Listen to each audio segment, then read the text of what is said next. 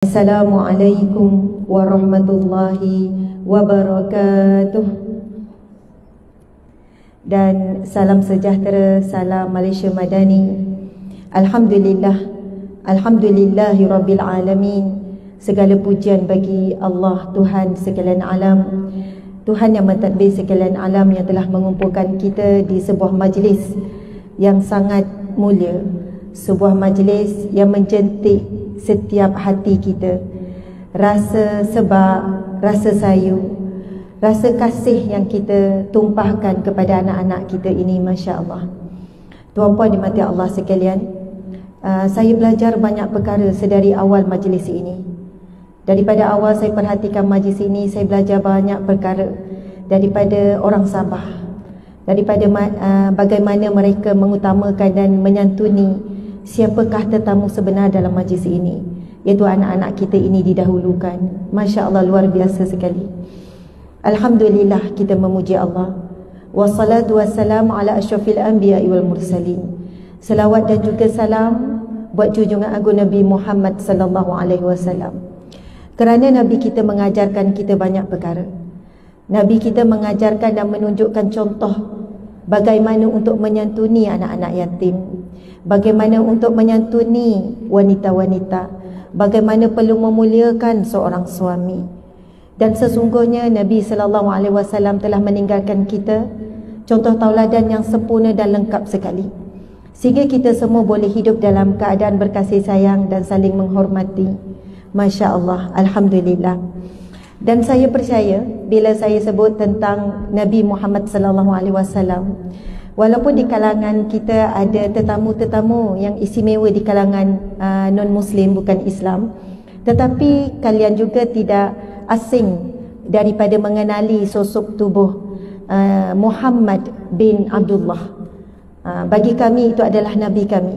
Tetapi Muhammad bin Abdullah ini adalah tokoh sepanjang zaman, tokoh sejak 1400 tahun yang lepas, dan tokoh yang disebut juga dalam banyak anugerah-anugerah di peringkat dunia, lelaki yang paling berpengaruh di dunia sejak ribuan tahun, berada di carta nombor 1 dan tidak boleh dikalahkan oleh mana-mana tokoh-tokoh dunia. Bila dikumpulkan semua tokoh-tokoh di peringkat dunia daripada semua agama, kerana dari sudut pelbagai sudut, ketokohan Muhammad bin Abdullah ini telah menjadi inspirasi dan juga motivasi kepada Muslim ataupun bukan Islam. Masya Allah, Alhamdulillah. Alhamdulillah, terlebih dahulu saya ingin mengucapkan jutaan dan setinggi terima kasih. Sayalah yang rasa sangat teruja dan rasa sangat syukur apabila saya mendapat jemputan daripada pihak yang sangat istimewa. Walaupun sebetulnya sudah ada program, sudah tentu biasanya program kita sudah tahun lepas semua sudah penuh untuk tahun ini. Tapi bila dapat jemputan ini, saya bagi tahu kepada semua tim PA, tolong aturkan, bahkan ada tiket flight yang kita batalkan. Sebab sepatutnya saya berada di tempat yang lain, sudah dibeli dah semua tiket flight, semua telah diaturkan. Tetapi Masya Allah, pihak sana pun boleh bertolak ansur. Saya kata saya perlu terima jemputan ini. Masya Allah. Terima kasih kepada Pertubuhan Muafakat Titipan Amal Isteri Wakil Rakyat Gabungan Rakyat Sabah, ataupun dikenali sebagai Mutiara GRS. Masya Allah, tepat sekali. Memang bagi saya pertubuhan ini umpama mutiara. Walaupun berada di dasar lautan, tapi ia sangat berharga. Dia tetap boleh dilihat nilainya, tetap bersinar kerana daripada hati, bermula daripada pengerusi dan semua ahlinya. Masya Allah. Seterusnya, saya mengucapkan terima kasih kepada MC Puan Syafira Monazra binti Sarip yang membacakan doa Ustaz Muhammad Alwi Nurbaki. Doa yang sangat sayu, antara doa yang paling indah saya pernah dengar. Bermula daripada bismillah, kemudian sedikit saja terus didoakan dalam bahasa Melayu. Itulah yang antara terbaik. Sebab kita adalah masyarakat Melayu, itu lebih mudah untuk kita faham, dan doa-doa yang disusun baik-baik, doanya sangat indah. Masya Allah, yang dimuliakan, yang berhormat Datuk Dr. Haji Muhammad Arifin bin Datuk Haji Muhammad Arif. Dan saya surprise sebab 3 yang Datuk pegang, maksudnya diamanahkan. Bagi saya sangat respect pada Datuk Dr. Haji Muhammad Arifin bin Datuk Haji Muhammad selaku Menteri Sains, Teknologi dan Inovasi Sabah merangkap Esko Agama dan merangkap juga Esko Pendidikan. Masya Allah, sangat luar biasa. Seterusnya yang kita sangat sanjungi iaitu yang berbahagia Datin Seri Panglima Datuk Hajah Juliah Salak, ia merupakan yang dipertua Pertubuhan Muafakat Titipan Amal Isteri Wakil Rakyat GRS, Subhanallah Mutiara GRS, merupakan kecintaan ataupun isteri yang sangat disayangi Ketua Menteri Sabah, iaitu Yang Amat Berhormat Datuk Seri Panglima Haji Muhammad Nur. Masya Allah, ini pasangan yang sangat luar biasa. Selama ini saya hanya mendengar tentang Yang Amat Berhormat Datuk Seri Haji G. Namanya dikenali popular dengan pelbagai perkara-perkara kebaikan. Hari ini saya berbesar hati kerana saya dapat mengenali siapakah sebenarnya orang di sebalik Ketua Menteri Sabah, wanita yang sangat hebat, Masya Allah. Seterusnya isteri kepada yang berbahagia Esko, iaitu Datin Hajah Leni Natasha Musa, Subhanallah, yang berbahagia naik-naik yang dipertua serta pimpinan Mutiara JRS, yang berbahagia Datuk Assalam Shah Datuk Sulaiman, pengurusi Baitul Mal, yang berusia Ustaz Muhammad Siddiq Haji AG Adi, Ketua Penolong Setiausaha Kanan Pejabat Tugas-Tugas Khas Jabatan Kedua Menteri, yang berusia Ustaz Jumain Abdul Ghani, Pengarah Jahins, dan yang tetamu yang kita raikan, subhanallah, iaitu yang dikasihi anak-anak Rumah Anak Yatim Al-Aman, Beaufort dan Madrasah Wakaf Islamiah Sabah. Masya Allah, tepukan gemuruh untuk kita semua. Barakallah.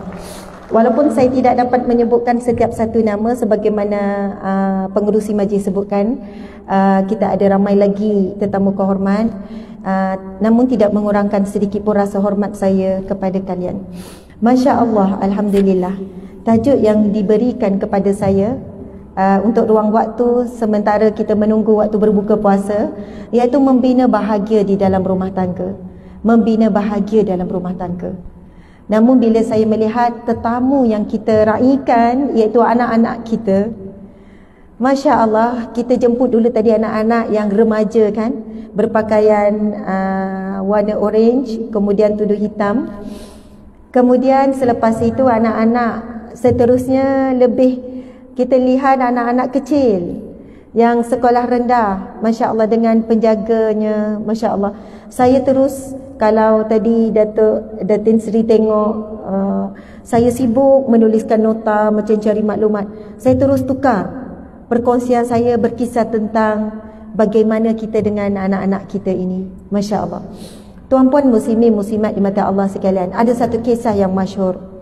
Di pagi hari raya Aidul Fitri yang indah, ketika kanak-kanak lain sedang bermain-main dan bergembira, Rasulullah SAW melihat ada seorang kanak-kanak yang jauh daripada kanak-kanak yang sedang riang-ria gembira ini.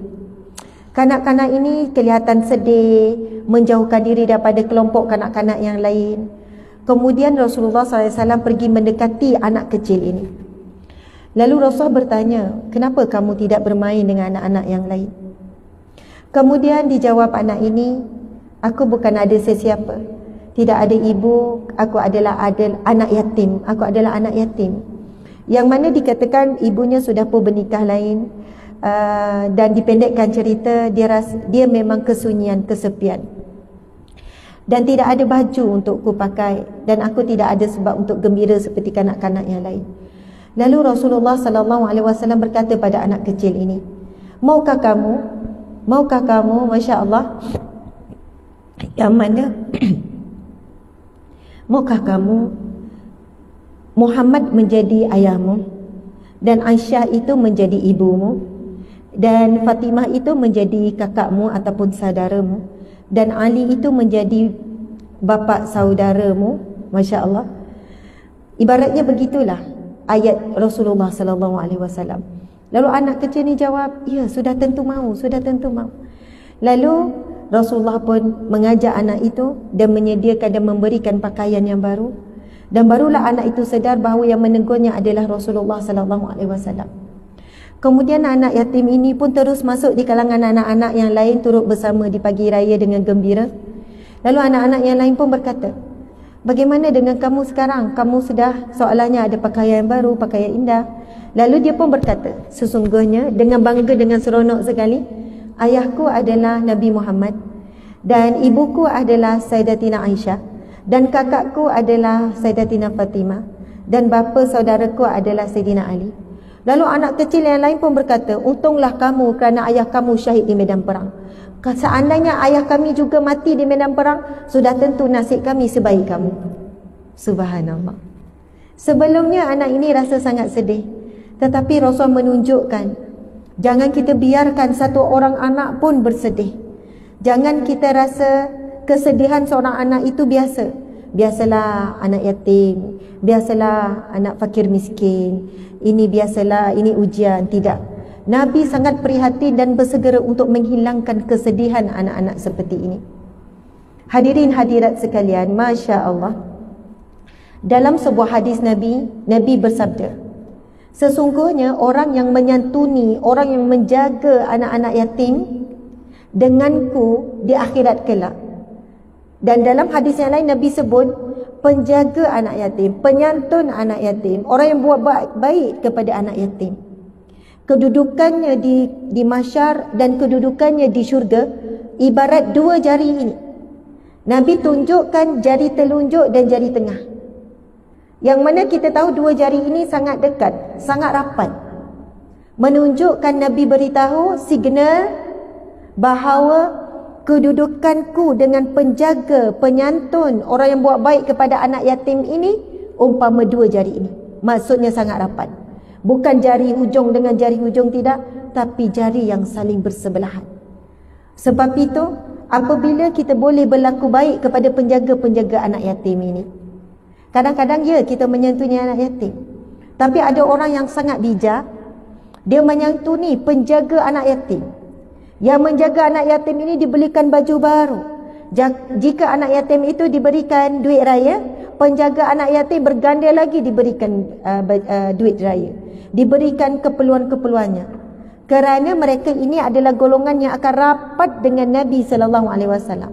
Maka mudah-mudahan kita juga boleh jadi rapat dengan Nabi, dengan kita buat baik kepada penjaga anak yatim. Subhanallah.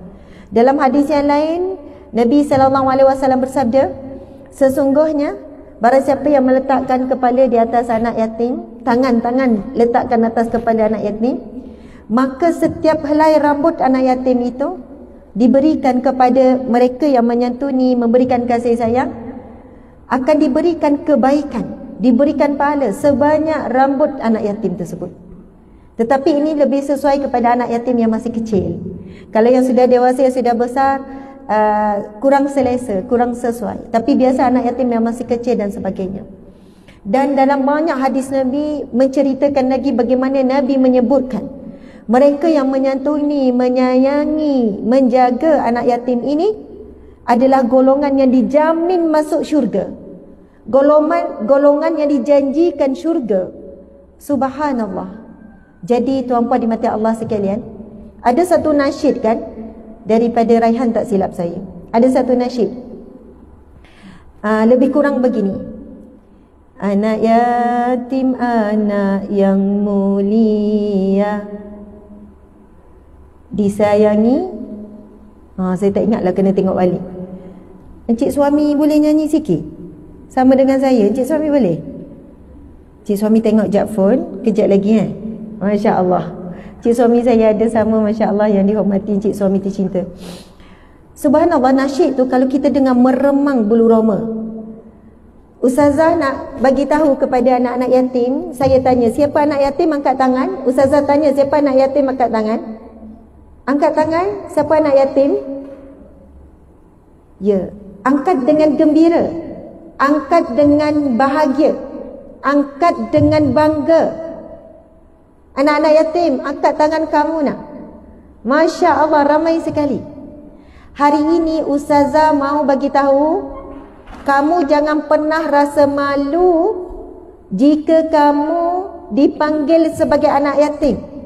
Jangan pernah rasa malu jika kamu dikenali sebagai anak yatim.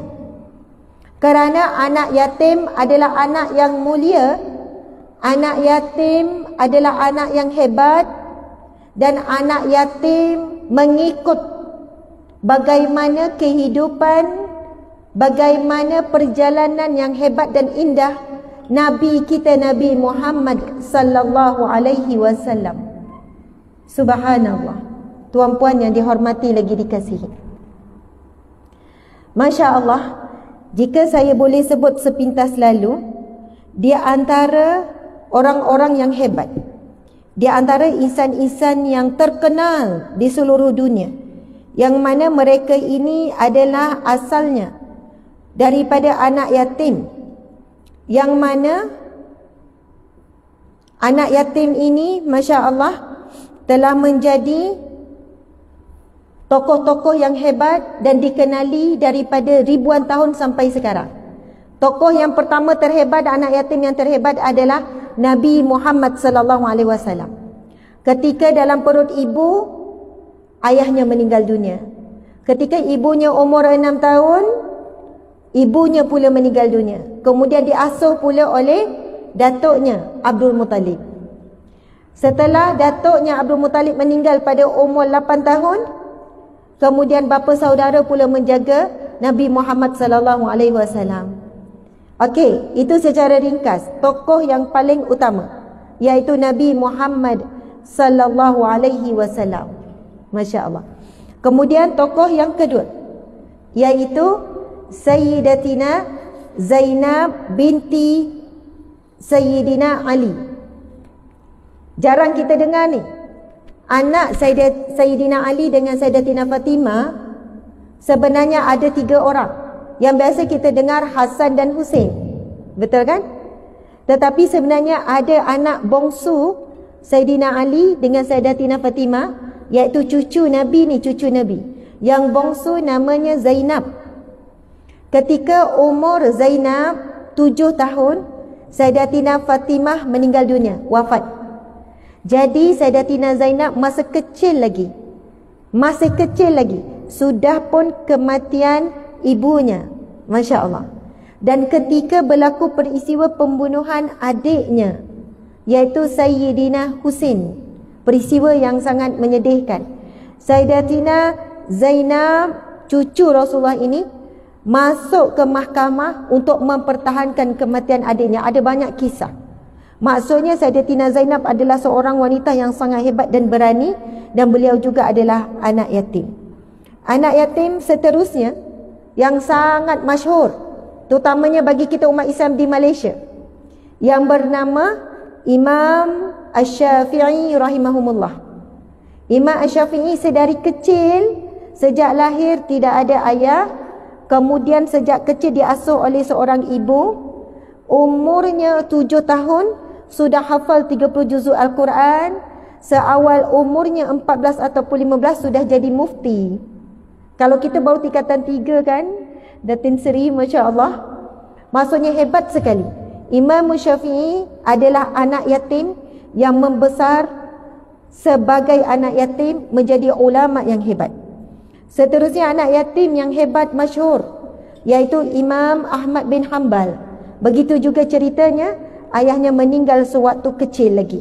Kemudian diasuh oleh ibunya, kemudian membesar dengan jiwa yang hebat menjadi alim ulama yang mengasaskan mazhab Hambali. Seterusnya, subhanallah, Imam Al-Bukhari. Kita selalu dengar, ini perawi hadis yang terkemuka. Hadis riwayat Bukhari dan Muslim. Beliau juga adalah anak yatim. Masya Allah.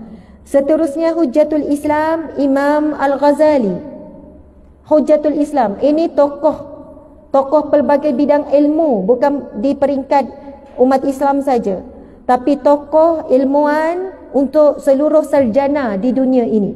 Hujjatul Islam, Imam Al-Ghazali juga anak yatim sedari kecil. Seterusnya Al-Hafiz Ibnu Hajar Al-Asqalani.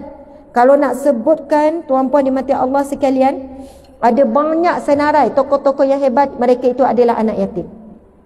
Kita mendoakan, Masya Allah, mudah-mudahan anak-anak yatim yang berada di dalam majlis kita ini, lebih kurang saya rasa tak kurang daripada 50 orang yang disantuni hari ini, lahirnya di kalangan mereka, lahirnya di kalangan anak-anak yatim yang berada dalam majlis ini, ya Allah. Jadikanlah mereka ilmuwan yang hebat, ya Allah. Jadikanlah anak-anak yatim ini, ya Allah, di kalangan lelaki dan wanita yang mulia dan hebat. Di kalangan mereka ada yang menjadi doktor, menjadi engineer, menjadi arkitek, menjadi guru, menjadi usahawan, menjadi jutawan dunia dan akhirat, menjadi tokoh-tokoh yang hebat. Amin ya rabbal alamin. Subhanallah. Ini kan waktunya, Masya Allah, doa yang makbul, dekat dengan waktu berbuka. Kita doa terus untuk anak-anak kita ni, Masya Allah. Baik hadirin hadirat sekalian, Masya Allah, saya juga nak menyentuh, tadi kita dah ceritakan tentang anak yatim kan. Masya Allah, secara umumnya saya nak menyentuh tentang tajuk kita, iaitu membina bahagia dalam rumah tangga. Tapi sebelum itu, pengerusi majlis, kita ada berapa minit ni ruang waktu untuk saya ni? Berapa minit lagi saya ada? 10 minit? Ada lebih lagi? Lebih kurang 15 minit macam tu ya? Ada? Okey, insya-Allah. Baik. Masya Allah, tuan-puan muslimin muslimat. Saya nak sebut tentang 3 perkara. Rahsia bahagia dalam sebuah rumah tangga. Mau tahu? Mau tahu atau anda? Mau tahu ya? Masya Allah. Kalau akronimnya, perkataan PCS. PCS. P, pelukan. C, ciuman. S, sentuhan. Masya Allah.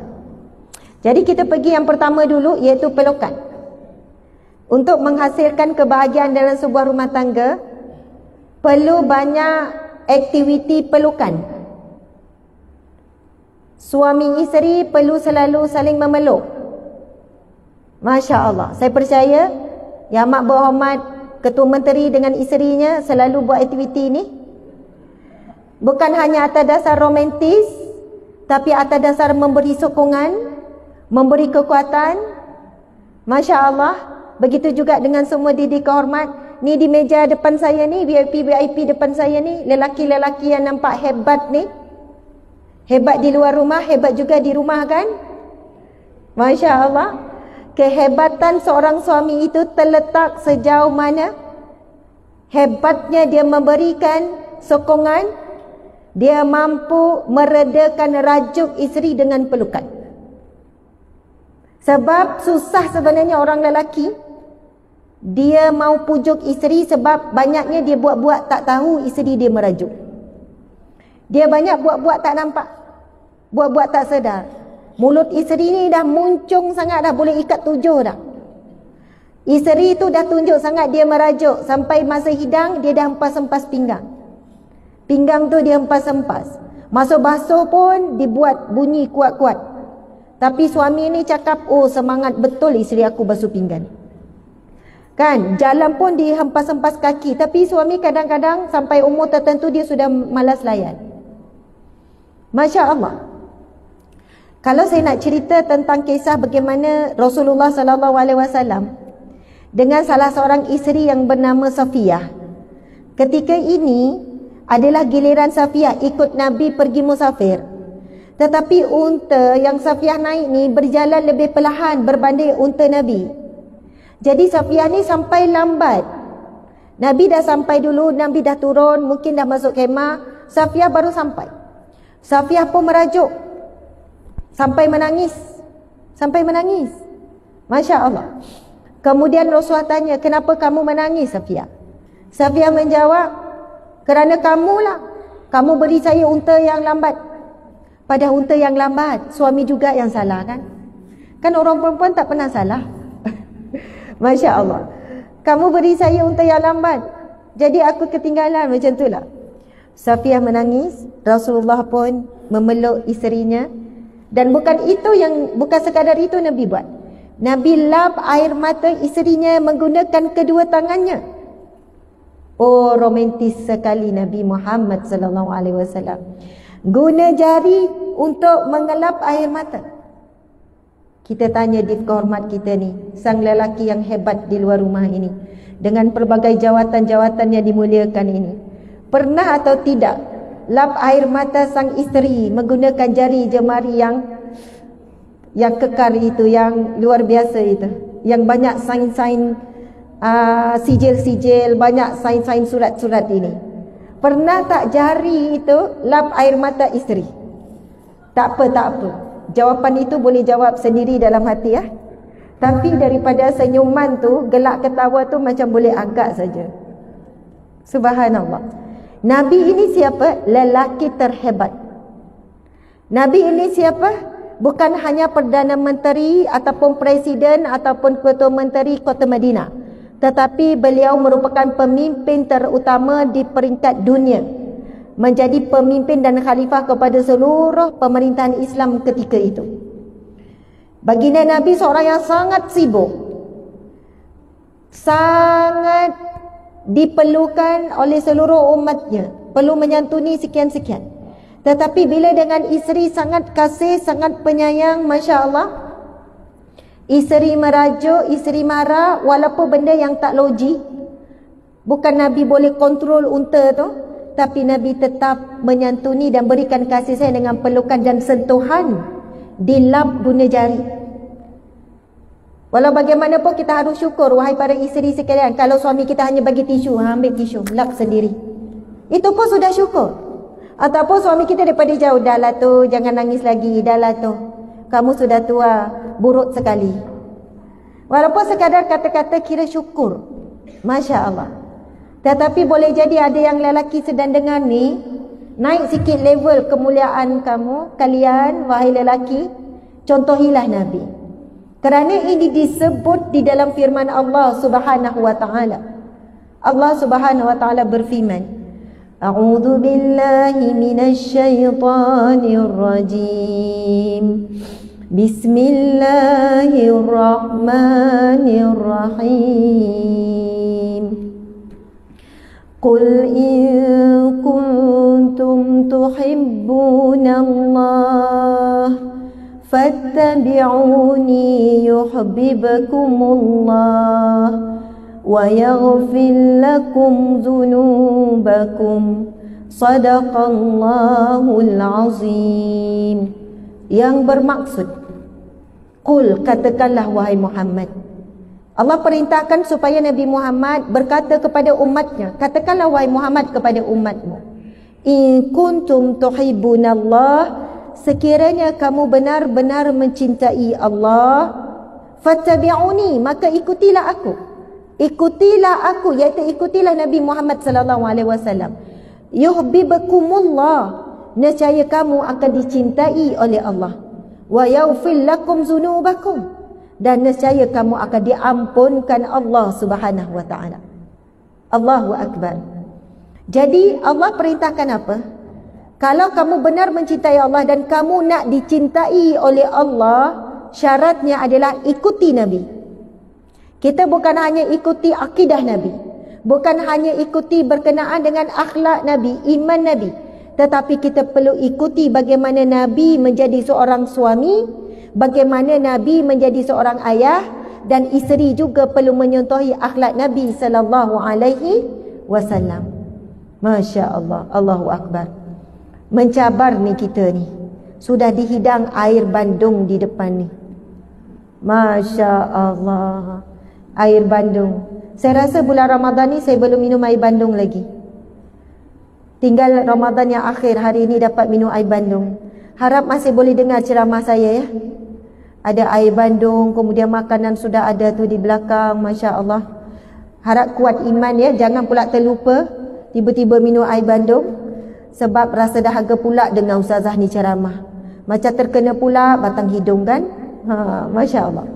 Okey, tadi kita macam menegur ataupun beri peringatan sedikit pada para suami kan. Iaitu apa? Pelukan. Dan saya nak sebut juga, dari sudut sains, kajian sains, nanti cuba Google lah cari. Sekurang-kurangnya ada 10 kebaikan dari sudut sains, kesan daripada pelukan. Yang pertama, pelukan seorang ibu ayah terhadap anak, ataupun seorang suami pada isteri, ataupun isteri kepada suami, Yang pertama, pelukan ini menghasilkan hormon-hormon bahagia. Hormon bahagia ni dia datang daripada hormon yang dipanggil dopamin, dopamin, itulah bunyi macam itulah. Hormon ni dirembeskan, kemudian diberikan, dihantar kepada otak di sebelah depan ini. Tak silap saya namanya ringkas BFC. Yang mana hormon ni membuatkan orang yang dipeluk terus rasa bahagia, rasa gembira, instant, bahagia segera. Subhanallah. Sebenarnya tadi tu kan masa kita salam-salam, kita peluk, ada rasa gembira tak? Tadi kan bila kita salam, jumpa, lepas tu kita peluk, walaupun kita hanya kawan, kenalan, dalam satu organisasi pun kita sudah rasa gembira. Apatah lagi pelukan dalam keluarga, pelukan suami isteri, pelukan dengan anak. Pertama, dia memberikan rasa bahagia dan gembira yang segera. Kedua, pelukan dia boleh mencerdaskan otak, meningkatkan kecergasan otak, meningkatkan kebijaksanaan. Jadi suami yang nak isteri kurang merajuk, yang mana suami kadang cakap macam budak-budak ni, sudah tua perangai macam budak-budak lagi suka merajuk. Cepat peluk kalau tak nak dia macam budak-budak. Subhanallah, kadang-kadang tak perlu pun kata-kata yang banyak. Sebab orang lelaki memang kurang rajin. Bukan malas sih, kurang rajin. Mau cakap banyak. Tetapi dengan pelukan, terus peluk, kemudian mungkin cium dahi isteri, mungkin usap-usap belakang badan isteri, lepas tu suami cakap dah. Ya, terus kuat, terus sabar sayangku. Macam tu kan. Subhanallah, terus boleh berubahlah emosi isteri. Masya Allah. Sama juga dengan anak. Perasan tak anak kita? Kalau masa kecil dia jatuh. Padahal kita tak ubat pun sakit dia. Kita peluk saja. Dah. Ya Allah, kesiannya anak Umi, anak mak. Kita peluk. Itu pun boleh menghilangkan sakit. Padahal sakit itu masih ada. Namun pada hari ini di majlis ini kita ada anak-anak yatim. Anak-anak yatim yang tidak ada pelukan hangat daripada ibu bapa mereka. Yang mana mereka ini banyak merawat sendiri. Sakit mereka, sedih mereka, pilu mereka, rindu mereka, mereka perlu rawat sendiri. Ya, betul mereka ada penjaga. Betul mereka ada ibu ayah angkat. Tapi takkan sama dengan ibu ayah kandung. Takkan sama dengan pelukan ibu dan ayah sendiri. Betul atau tidak? Betul atau tidak? Masya Allah. Tuan-puan dimati Allah sekalian, untuk ini saya nak mengajak kita sama-sama membacakan surah Ad-Duha. Kerana dalam surah Ad-Duha disebut 2 kali perkataan anak yatim. Dan saya terima kasih sekali kepada yang dipertua kita, Datin Sri. Datin Sri sebut dalam ucapan tadi, dalam Al-Quran Allah sebut 23 kali perkataan anak yatim, perkataan yatim. Dan Masya Allah, yatim itu sendiri membawa maksud keseorangan, sendirian. Sebab itu anak yatim ini anak yang kuat, anak yang hebat. Sebab mereka sendirian dan seorang menghadapi ujian dan segala pancaroba hidup. Okey, semua hadirin hadirat, saya akan bacakan dulu surah Ad-Duha ini. Saya akan baca dulu. Contohnya saya baca bismillah, kemudian hadirin hadirat sekalian baca sama-sama. Boleh ya? Anak-anak, boleh anak-anak? Subhanallah, dalam surah Ad-Duha ini nanti saya sebutkan tentang tafsirnya sedikit dan sejarahnya sedikit tentang surah Ad-Duha dan bagaimana Allah memujuk Nabi kita melalui surah ini. Okey, kita mulakan ya anak-anak. Bersedia, tegakkan badan supaya kita dapat keluarkan suara dengan baik. Jangan tergoda lagi dengan air bandung tu ya. Okey, insya-Allah kita sama-sama buat pahala terus ibadah membacakan Al-Quran pada 21 Ramadan ini, kerana itu adalah antara amalan yang paling utama di bulan Ramadan. Kita baca sama-sama ya. A'udzu billahi minasyaitonir rajim. Silakan baca sama-sama ya. Okey, lagi sekali saya baca, kemudian dibaca dengan kuat juga, biar bergema dalam dewan ini suara kita semua. Boleh ya? Okey, sekali lagi. A'udzu billahi minasyaitonir rajim.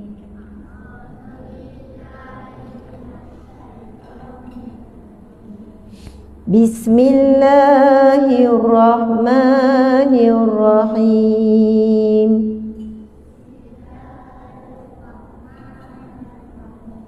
Masya Allah, anak-anak kecil kita suaranya kuat sekali. Anak-anak remaja kita, kuatkan lagi suara kamu nak. Boleh anak-anak?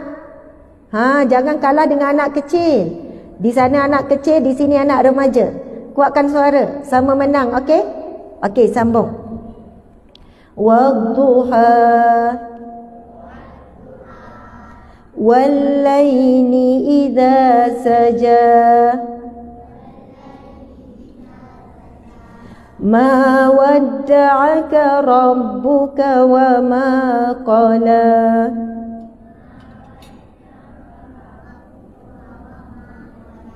Ma wadda'aka rabbuka wa ma qala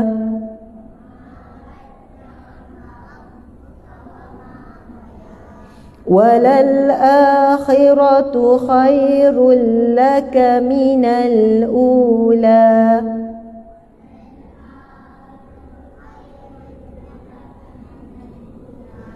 Wala sawfa yu'tika rabbuka Minta maaf Wala sawfa yu'tika rabbuka fatardah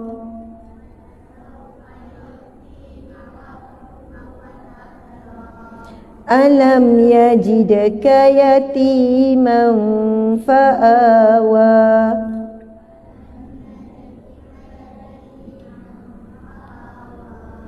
Wa wajadaka dhallan fahada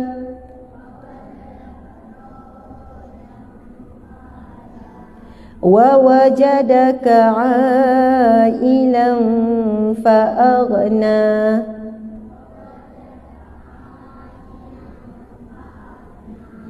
فَأَمَّا الْيَتِيمَ فَلَا تَقْهَرْ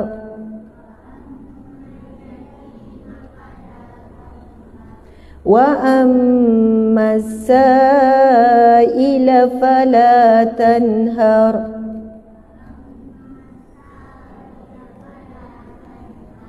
وَأَمَّا بِنِعْمَةِ رَبِّكَ فَحَدِّثْ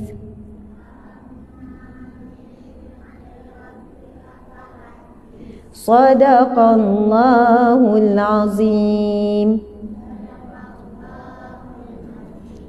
Masya Allah, tepukan gemuruh buat anak-anak kita. Masya Allah, subhanallah. Pemenangnya adalah anak-anak kecil kita. Masya Allah. Mungkin anak remaja kita malu-malu ya. Barakallah. Subhanallah, surah Ad-Duha. 2 kali, walaupun surah ini pendek, tapi 2 kali disebut perkataan yatim. Kalau kita baca sejarah surah Ad-Duha ini, para hadirin hadirat sekalian, Masya Allah, kisahnya wahyu Allah tertahan sebelum turunnya surah Ad-Duha. Ada riwayat mengatakan tertahan selama 30 hari. Ada mengatakan 40 hari tidak turunnya wahyu daripada Allah. Ada yang mengatakan tempoh yang lebih lama daripada itu. Sehingga kan Nabi Muhammad SAW menanti-nanti, menunggu-nunggu setiap hari kedatangan malaikat Jibril alaihi salam. Kenapa malaikat Jibril tak datang? Kenapa sudah berapa hari tak datang? Kenapa tidak ada perantaraan malaikat Jibril menyampaikan wahyu daripada Allah Subhanahu wa taala? Sehingga dikatakan ketika itu Nabi Muhammad SAW naik ke bukit, menanti-nanti mungkin ada wahyu daripada Allah turun untukku. Sehingga dikatakan kesedihan Nabi saat itu melebihi daripada sedihnya Nabi kehilangan anak tercinta Ibrahim. Nabi begitu sedih kerana dalam waktu yang sama para musyrikin Mekah ketika itu menuduh dan mengatakan, Muhammad sudah ditinggalkan oleh Tuhannya, Muhammad bukan jadi Nabi lagi, Muhammad sudah kurang siuman, naik di atas bukit, menunggu-nunggu, menanti-nanti surat cinta daripada Tuhannya. Muhammad bukan Nabi lagi, sudah ditinggalkan oleh Tuhannya, iaitu Allah Subhanahu wa taala. Saban hari Nabi melalui ujian. Allah tes kekasihnya. Allah beri sedikit ujian kepada kecintaannya, iaitu Nabi Muhammad sallallahu alaihi wasallam. Kemudian setelah beberapa hari yang sangat sedih, dimaki, dihina pula oleh musyrikin Mekah ketika itu, lalu turunlah surah Ad-Duha, yang mana surah ini Allah memujuk Nabi Muhammad sallallahu alaihi wasallam. Mari kita perhatikan apakah maksud dalam setiap ayat surah Ad-Duha ini, anak-anak sekalian. Allah berfirman yang pertama, Wad-duha, demi waktu duha. Allah bersumpah demi waktu duha. Wal-laili idza saja, demi waktu malam apabila ia sudah pun sunyi ataupun ia telah pun gelap gelita. Wal-laili idza saja, ma wadda'aka rabbuka wa ma qala. Apa maksudnya? Ma wadda'aka rabbuka wa ma qala. Wahai Muhammad, Tuhanmu tidak pernah meninggalkanmu dan Tuhanmu tidak pernah membencimu. Soalannya Allah beritahu kepada Nabi Muhammad, tidak benar apa yang musyrikin sebut itu. Tidak benar apa yang diperkatakan itu. Tuhanmu tidak pernah meninggalkanmu dan Tuhanmu tidak pernah membencimu, wahai Muhammad. Walal akhiratu khairul laka minal ula, dan sesungguhnya kesudahan itu lebih baik daripada permulaan. Akhir itu lebih baik daripada awal.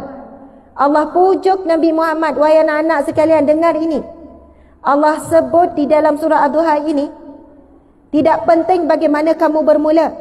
Walaupun anak-anak, kamu kematian ayah ataupun kematian ibu, anak-anak yatim yang berada dalam dewan ini, tidak penting bagaimana kamu bermula dengan sedih, dengan pilu, tak seperti mana anak-anak orang lain, ada ibu ayah, keadaan kamu sekarang begini. Tetapi yang lebih penting, bagaimana kehidupan kamu akan datang. Tadi Ustazah mulakan, wahai anak-anak, bagaimana ramainya anak-anak hebat, tokoh-tokoh ribuan tahun, dan tokoh hari ini pun ramai yang lahir dan dibesarkan sebagai anak yatim, menjadi orang-orang yang hebat. Subhanallah. Kemudian firman Allah seterusnya, Allah berfirman, wala saufa yu'tika rabbuka fatarda. Apa maksudnya? Dan sesungguhnya Tuhanmu akan memberikan kepadamu kejayaan dan kebahagiaan di dunia dan di akhirat, sehingga engkau rasa puas. Subhanallah. Wala saufa yu'tika, nescaya akan kami berikan, aku berikan kepadamu, wahai Muhammad, orang-orang yang diuji seperti kamu, anak-anak yatim seperti kamu ini, kejayaan di dunia dan kejayaan di akhirat, sehingga kamu rasa puas, kamu rasa cukup. Kemudian Allah berfirman lagi, alam yajidka yatiman fa'awa. Bukankah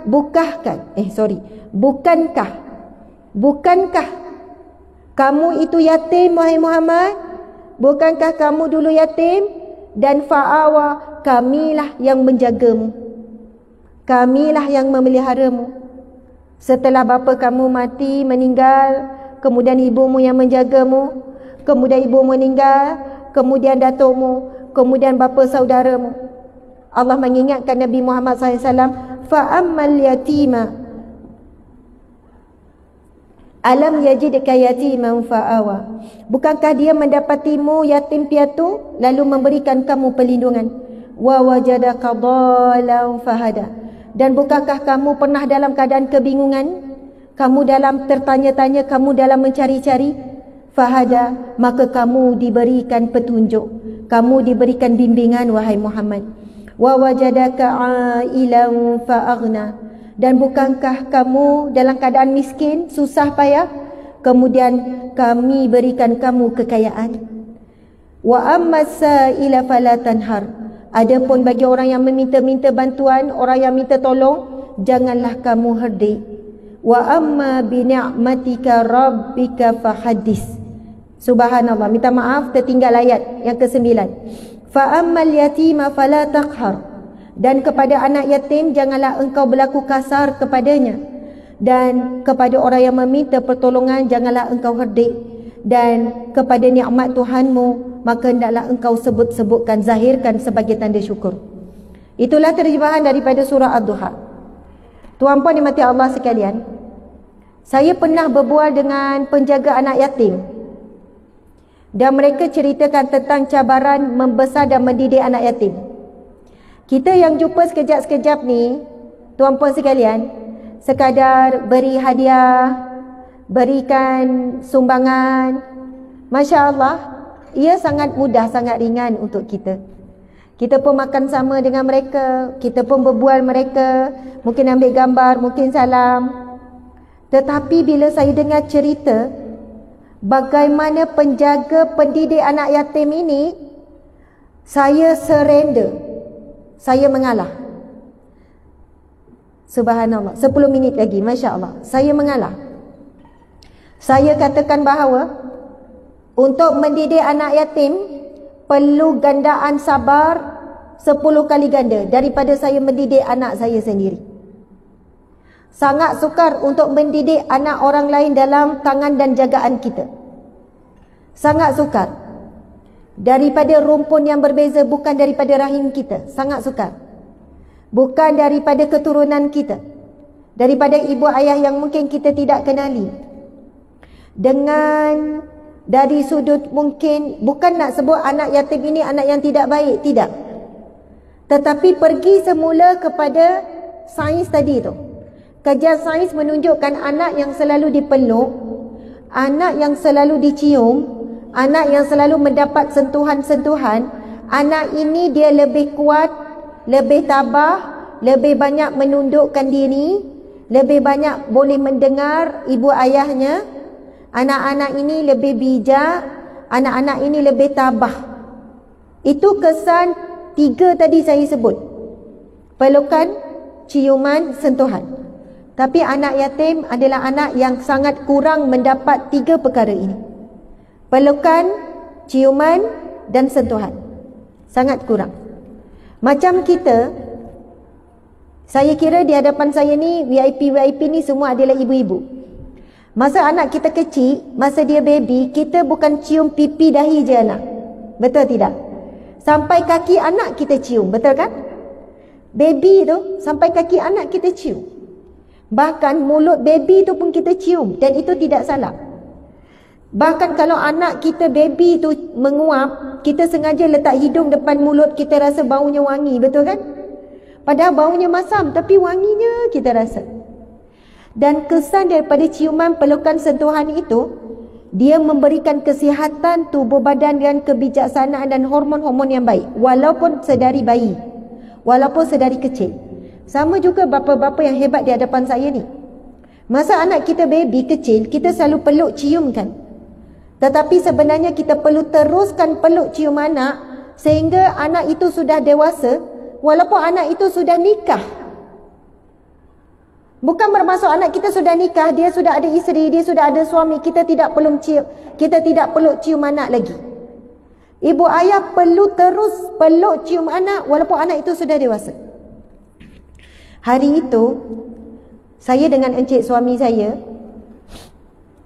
jumpa ada seorang lelaki yang sangat hebat di pejabatnya, di ruang bilik pejabatnya yang sangat luar biasa gah. Beliau adalah seorang dikenali di Malaysia ini. Saya tak ingat pangkatnya Tan Sri ataupun Datuk Seri, tak silap saya Datuk Seri. Bukan pangkat itu yang saya mau mention, tapi maksudnya pangkat-pangkat ini bukan mudah ya. Bukannya, subhanallah, di zaman Rasulullah juga ada pembesar-pembesar, orang-orang yang dihormati, yang diberikan pangkat-pangkat, dan Nabi muliakan pemimpin-pemimpin seperti ini. Dan ketika itu saya tengok orang hamba Allah yang mulia ini umurnya dekat 70 dah, 60 lebih, 65 mungkin 66. Seorang usahawan yang sangat berjaya, namanya sangat dikenali. Adalah kami dapat rezeki pergi ziarah, pergi boleh berbuat dalam biliknya. Kemudian datanglah anak lelakinya yang sudah ada anak, saya rasa 3-4 orang anak sulung lelakinya. Sebab kami sedang berbual, kemudian datang anak lelakinya yang sudah dewasa, mungkin sebaya kami begitulah lebih kurang. Lalu anak ni datang jumpa ayahnya, sebab anak ni nak pergi bergerak, nak pergi satu urusan, nak tinggalkan ayah. Mereka, anak ni bekerja dengan ayahnya. Saya lihat depan mata saya bagaimana anak lelaki ini cium tangan ayahnya, kemudian cium pipi ayah, si ayah mencium pipi anaknya kiri dan kanan, peluk dan cium pipi anak lelaki yang sudah dewasa lebih kurang sebaya saya. Kemudian si anak lelaki ini cium dahi ayah. Selepas itulah saya suruh anak saya semua cium dahi saya. Biasanya kita yang cium anak-anak kan, tapi kita tidak mengajar supaya anak kita juga cium kita. Selepas itu saya memang suruh, kalau anak kami pergi sekolah, anak kami 7 orang, 7 semua sekolah, masih sekolah. Yang sulung umur 18 ambil SPM hari tu, yang kecil 5 tahun Fatimah. Memang diajarkan terus. Saya kata okey, Umi akan cium pipi kiri kanan, dan anak-anak kena cium kepala Umi, dahi Umi. Dan itulah yang kami cuba buat daripada anak pergi sekolah dan sebelum tidur. Wajib ada aktiviti peluk dan cium anak beranak.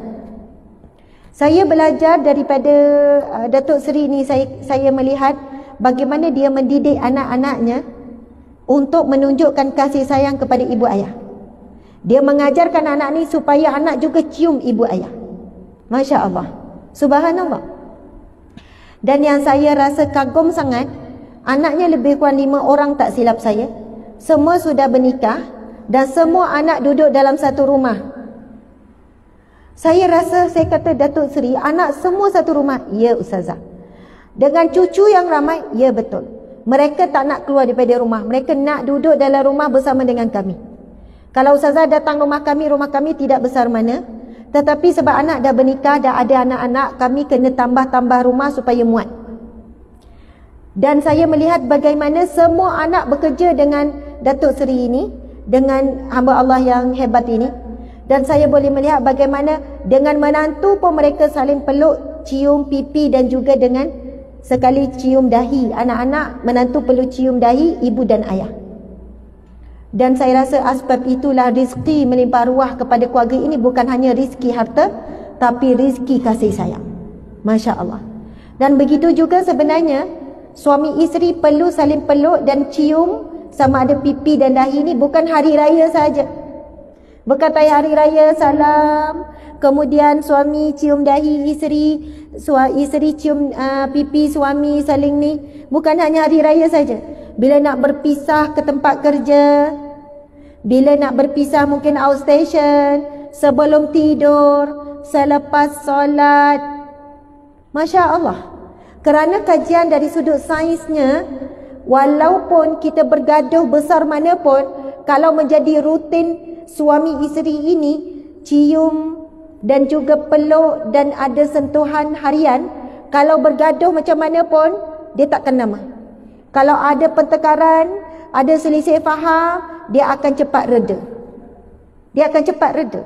Dan saya percaya inilah di antara rahsia-rahsia kasih sayang yang terjalin di antara orang-orang sibuk di hadapan saya ni. Sibuk kan? Ini isteri-isteri pembesar ni, orang-orang yang sangat, orang-orang pembesar masyarakat. Tetapi kerana ada sentuhan dan kasih sayang seperti ini, Masya Allah, Allahu Akbar. Tuan-puan muslimin muslimat, masa saya sudah habis sebenarnya. Masya Allah, tadi diberi 10 minit dan pengerusi majlis pun dah berdiri. Itu amaran akhir untuk saya. Masya Allah, Alhamdulillah tuan-puan dimati Allah sekalian. Sebagai kesimpulan, PCS, peluk, cium, sentuh. Sama ada suami pada isteri ataupun isteri pada suami. Cuma saya tak sempat nak cerita bagaimana pelukan luar biasa Sayyidatina Khadijah kepada Rasulullah. Masya Allah, bagaimana ciuman Rasulullah kepada anak dan cucu. Bagaimana Rasulullah bila Sayyidatina Fatimah datang, tahu apa yang Rasul buat? Rasul ambil tangan Sayyidatina Fatimah, Rasul cium tangan Sayyidatina Fatimah. Kita pernah tak cium tangan anak kita? Bukan tanda mulia, tapi tanda cinta.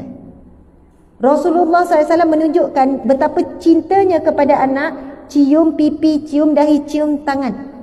Dan Nabi juga buat kepada cucunya Hasan dan Husin. Jadi subhanallah, peluk, cium, sentuh adalah sunnah Nabi SAW yang kita perlu suburkan dalam rumah tangga. Itulah rahsia kebahagiaan dunia dan juga akhirat sampai ke syurga. Wallahu alam. Terima kasih tidak terhingga. Mohon maaf salah dan silap. Selamat berbuka dan selamat Hari Raya Aidul Fitri yang mulia. Wabillahi taufiq wal hidayah. Aqulu qauli hadza astaghfirullahal azim wa atubu ilaih. Assalamualaikum warahmatullahi wabarakatuh. Masya Allah. Saya nak ucap terima kasih kepada semua. Terima kasih yang menonton, lebih kurang 3,000 lebih yang menonton sama. Saya berada di Sabah, Kota Kinabalu Sabah bersama dengan isteri Ketua Menteri Sabah dan juga semua isteri dan juga VIP. Ada semualah Masya Allah pemimpin-pemimpin masyarakat. Masya Allah, terima kasih sekali lagi. Baik, majlis merakamkan penghargaan. Terima kasih kepada yang berbahagia Ustazah Asma Harun selaku penceramah kita pada hari ini.